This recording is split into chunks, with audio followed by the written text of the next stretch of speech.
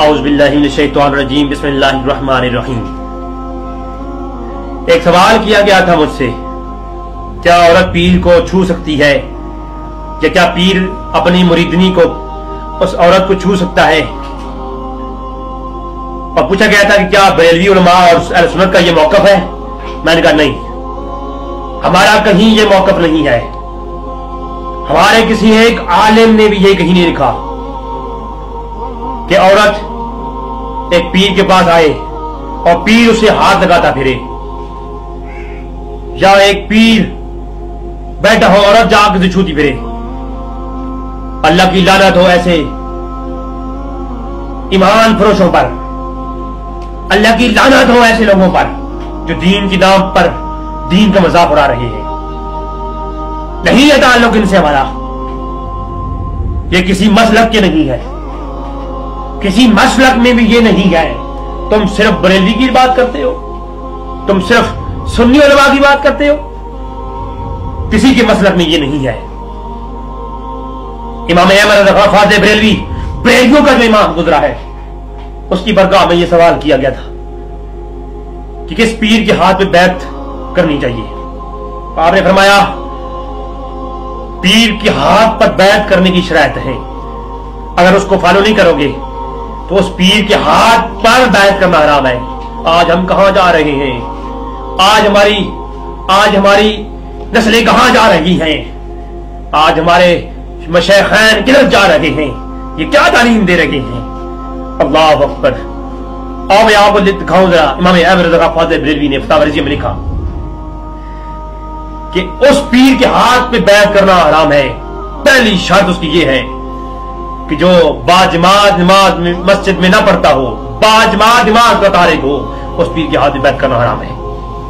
امام احمد رضا خواجہ بریلوی نے لکھا۔ اور دوسری بات فرمایا، اور وہ پیر جس کی داڑھی مٹھی بھر سے کم ہو، اس کے ہاتھ پہ بیعت کرنا حرام ہے۔ یہ فتاوی رضیہ پڑھ رہا ہوں، بریلوی علماء پہ مجھ سے تنقید اٹھانے والوں، یہ جو پیر آج کل میڈیا میں دکھائے جا رہے ہیں، جن کے ایڈ اخباروں میں ہوتے ہیں، جن کے دعوے ہیں، وہ زمین کو الٹ کے رکھ دیں گے۔ ان کا تعلق کسی مسلک سے نہیں ہے، ان کا تعلق اسلام کی کسی فرقے سے نہیں ہے۔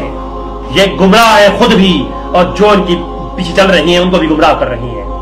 امام احمد رضا خواجہ بریلوی نے اپنے فتاوی رضیہ کے آخری جلد میں اور اسی کے عنوان پر آخری شرط بتائی، فرمایا تیسری شرط یہ ہے، پہلی بات بتائی جو باجماعت نماز مسجد میں نہیں پڑھتا اس کے ہاتھ میں بیعت نہ کرو، جو اس کی داڑھی مٹھی بھر سے کم ہو اس کے ہاتھ میں بیعت نہ کرو، اور تیسری بات فرمائی جو عورتوں سے پردہ نہیں کرتا اس پیر کے ہاتھ میں بیعت کرنا حرام ہے۔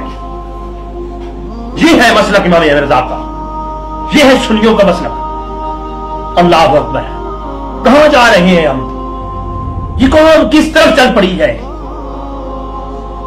اللہ اکبر، کس طرف یہ عوام جہالت کی گہرائیوں میں چلی جا رہی ہے۔ قیامت کو بھول گئے یہ لوگ، یہ دین کے پہرہ دار جو دین کا نام لے کر اپنی جیب چمکانے کے لیے الٹی سیدھی حرکتیں کرتے ہیں، پیر بنے پھرتے ہیں، عورتوں کو چھوتے ہیں، ہاتھ لگاتے ہیں، دعوی بازی کرتے ہیں، شبدہ بازی کرتے ہیں۔ ہزاروں کیس ایسے روز آ رہی ہیں کہ یہ پیروں نے عورتوں کی عزتیں لوٹ لی ہیں۔ کیوں جانے دیتی ہیں اپنی عورتوں کو ایسے پیروں کے پاس؟ کسی محرم کے بغیر، کسی ڈاکٹر کے پاس، کسی پیر کے پاس، حکیم کے پاس اکیلا عورت کا نہ جائے، بے پردہ نہ جائے۔ تم نے دیکھا نہیں موسیٰ علیہ السلام کی امت کا ولی جس کی ایک آنکھ نہیں تھی، جب سوال کیا گیا ہے دعا کرنے والے بتاؤ تیری آنکھ کیوں نہیں ہے، تو وہ کہتا ہے میں نے ایک دفعہ غیر محرم کو دیکھ لیا تھا، اس کا عکس میری آنکھوں میں بیٹھ گیا تھا، اور میں نے اللہ کے خوف سے وہ آنکھ نکال کے پھینک دیا جس آنکھ سے میں نے غیر محرم کو دیکھا تھا۔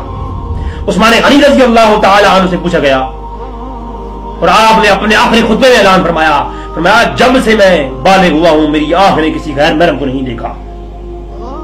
تو کیا آج کے پیر، آج کے یہ معامل، کیا یہ آج عثمان غنی سے افضل ہو گئے ہیں؟ اللہ اکبر، ہمیں ہوش کی نفل لینی چاہیے، ہمیں ہوش کرنا چاہیے کس طرف یہ امت جا رہی ہے، کس طرف ہمیں لگا دیا گیا ہے۔ اسلام یہ نہیں ہے. دعا ہے کہ رب تعالیٰ ہمیں ایسے ظالموں سے بچنے کی توفیق عطا فرمائے, اپنے ایمان بچانے کی توفیق عطا. اللہ اکبر. آؤ میں آپ کو بتاؤں کیا کیا سناؤں میں آپ کو. عورت پیر کو چھو سکتی ہے یا پیر عورت کو چھو سکتا ہے؟ یہ کیسا سوال ہے؟ جس عورت کو گھر کے اندر تیز پاؤں مار کے چلنے کی اجازت نہیں دیتا اسلام, جس عورت کو اونچی آواز میں بات کرنے کی تعلیم نہیں دی گئی, اونچی آواز میں عورت کسی کو آواز نہیں دے سکتی کہ اس کی آواز کسی غیر محرم کے کانوں میں پڑے. اے عورت, سورۃ نور کے اندر اعلان ہوا, عورت اپنے پاؤں کی آواز بھی دو تے پاؤں کی جو آہٹ ہے وہ گلی میں گزرنے والے کان میں نہ پڑے. پیر کے پاس جا کے عورت بات کرے گی, پیر کو جا کے چھوئے گی, اعوذ باللہ. جس عورت کو قرآن اونچا پڑھنے کی اجازت نہیں ہے, اٹھاؤ فتاوی عالمگیری, فتاوی شامی کے اندر دیکھو, سب کے علماء کا یہ متفق ہے کہ عورت اونچی آواز میں کچھ ایسا نہیں کر سکتی کہ کسی غیر محرم کی کان تک آواز پہنچے. اللہ ہمیں عمل کرنے کی توفیق عطا فرمائے.